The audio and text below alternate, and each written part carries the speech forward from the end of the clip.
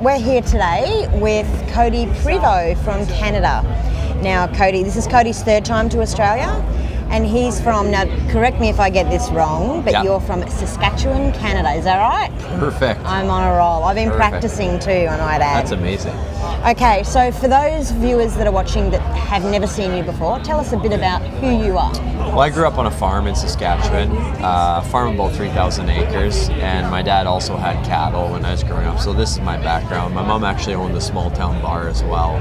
So I grew up just outside of town on a farm and started playing music when I was 14 years old. And one of the reasons I started playing was I watched my mom and my uncle, and it was at a family reunion, and they picked up the two guitars that were there, and they both started playing these. They only knew 3 chords, but with these 3 chords they could play about 20 songs. Yep. And I just remember looking around when I was there, and I just remember seeing, look at the people, how happy they are when music comes into play. And I thought, you know, if I could do that with my life, that's what I want to do. And now I'm here in Australia, and it's just been an incredible journey. And every day I'm thankful to be playing music, and couldn't be happier, Joe. Awesome. So I know this is your third time here. I was lucky enough to meet you, I think it was in 2015, I think, when you came over to That's Tamworth. right. So you came over with a friend, I believe, Ryan. Yeah, so tell us a bit about your friendship with Ryan. Yeah, for sure. So basically, Ryan lived in Canada. We grew up together, and he moved to Australia, found a beautiful lady, got married, and now lives in Australia. And so it was probably about 8 months before January of 2015, and I thought to myself, you know, it'd be great to go to Australia, escape the Canadian cold winter for a little bit. And in January, you're going to Australia. So probably not the smartest move. Yeah, well, so I give Ryan a call and I said, hey man, would you be interested in booking me a few shows? I'd love to come down there in January and try to start spreading my music in Australia. And he said, you know, I've never done it, but I knew that he was always in bands and DJ'd, and he said, I'd love to give it a shot though. So time went on, and it was probably 3 months later, I give Ryan a call and I said, oh, how's it going? And he said, you know what, I got about 13 shows booked. I'm still waiting to hear from a few more. And I said, man, that's incredible. So by the time I got here and I ended up landing in Australia, I had 18 concerts booked. Came here, performed all the concerts, met you guys, met so many great people. And after that tour, I ended up signing with Kale Entertainment, who's out of Brisbane. They're a team out of Brisbane. And started working with those guys, and they brought me back in November for the Plantation Music Festival. Yes. And just once again, you know, it's awesome here because this support group is here. And it's you guys, it's Glenda, it's, you know, all these people who drive all these miles to see all these shows. And so it just, you know, for us to come back and see all of you guys again, it's an incredible feeling. It makes you feel like you're at home. Fans are good people. Yeah, it makes you feel like you're back at home again. Exactly. And so I came here in November, and then this is my 3rd trip. We're at the Gympie Muster. How cool is that? Incredible. We were playing the Crowbar last night, and it was just packed. It's all rocking the place, yeah. And tonight again, you know, we started out and it was maybe 10 people in there, and by the end of the show, it was packed. The place was packed, and it sure was. I was there. I'm a testament to that one.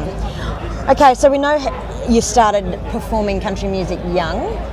Was it always country? Did you ever stray away from country music? Strayed away a little bit. Yep, so did I. Well, actually, I shouldn't say I strayed away. I started a different path. Oh, and then came over. So you crossed over to really good music then. I did. So, but I started in punk rock. Oh. And so, basically me and a few friends from high school started a punk rock band called Blind Hem. And I actually got the name from sewing class. Oh, of course. Because I was in home economics. Yep. And I remember doing a blind hem on the sewing machine. Yep. And I'm like, hey guys, this is a great name for because I was a big fan of Blink 182, and Blind Hem seemed not that far away from that. Well, that's true. That's true. So we became Blind Hem, and we'd perform every spare class, every recess. But all we knew how to play was the intros to the songs. So we would play those over and over and over again. And we would invite our class members to come down, and you know, this went on for a while. And then I had an uncle of mine who loved country music, and he suddenly passed away, and I'd saved up this money to buy a new electric guitar. And when I went to Calgary to attend his funeral, I walked into the music store and ended up buying my first acoustic guitar. went home, learned Folsom Prison Blues, which I actually still play at my live shows. Yes. Yep. And been playing country music ever since. Well, I'm glad you're playing country because we got to meet you. I think there's still a few elements of punk rock in my music. You know, if you come to the live show. But that's the beauty of country music, is it's so broad. So many things fit underneath it. So, I mean, as much as I love the traditional country, right. I still love the more modern country and stuff like that as well. So, I mean, to me, if it's good, listen to it.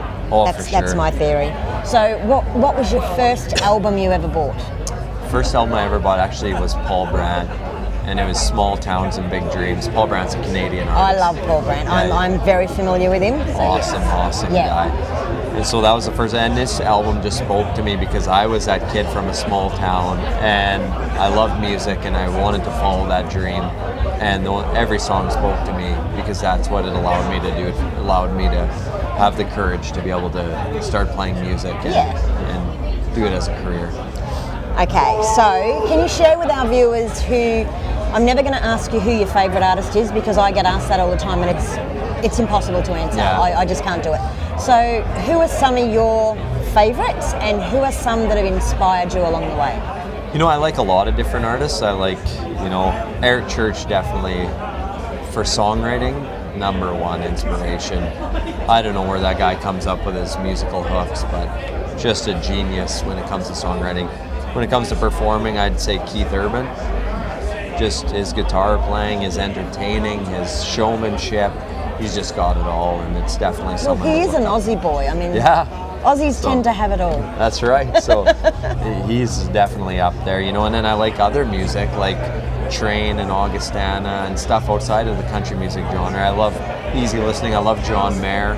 Yes. All sorts of different music I like to listen to. That's good. And nice and versatile. Yeah, I think I pull influences from all those, and I think that brings a uniqueness to music. You can be in the country genre, but if you listen to John Mayer, you'll probably pull some things out of the John Mayer music you'll be influenced into your songs, which makes it cool and unique.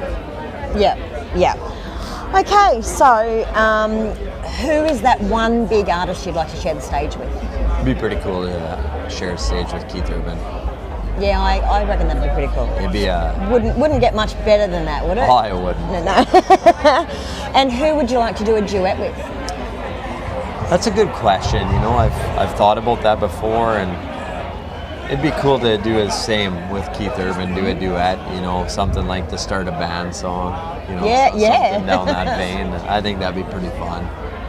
Awesome. So he's pretty big on the charts with Codie. Oh yeah. So okay, do you have a favourite album for 2016? For 2016, what would my favorite album be? The Dierks Bentley's actually been. Dierks Bentley's really albums good. Have been really up there on the list. Yeah, I've been listening to he's the great. Riser album. Actually, I really like. I don't know if that one was 2016. I don't think so. No, I think it was back before that. Yeah, but the Riser album was great. His new album's awesome too. The Black album. Yeah. Yeah, that's one. All right. So outside of music, what are your hobbies and interests? What do you like to do when you're back home? Well, there's lots of stuff. I'm a dad. Yes. So that's kind of number one. Yep. Hanging out with my daughter Lyra. She's incredible, and my wife Ashley. And I love fishing. Yep. In Canada we ice fish. So you get a gas-powered auger and you drill through the lake, pull it out, and then you drop your fishing line down there. And you're gonna catch fish. And you wait for a bite. So long as you go home with fish. Yeah, you might catch fish, but it's about the getting out there. And then I like cooking. I love, but my wife doesn't like it so much sometimes because every time I cook something I like to add new ingredients. Oh. And about 20% of the time they work out really well. But the other 80% it's like, yeah, maybe I shouldn't have went with that. No, maybe not. Okay, so one final question. If you were going to have a dinner party, who are the 3 people you would like to invite? Well, be you and Dave, of course. Of course. Of course. You can't have a dinner party without you guys. No, so we're going to Canada. He'll let us know when we're going to Canada. And then we would invite Keith Urban just to do the duet. Perfect and dinner to party. make all that happen. So, and then we would do an interview and make it all happen. Yes. So, it'd be the perfect team. And then we'd all be famous. It'd be the perfect team. Wonderful. All right, so that's it tonight, guys.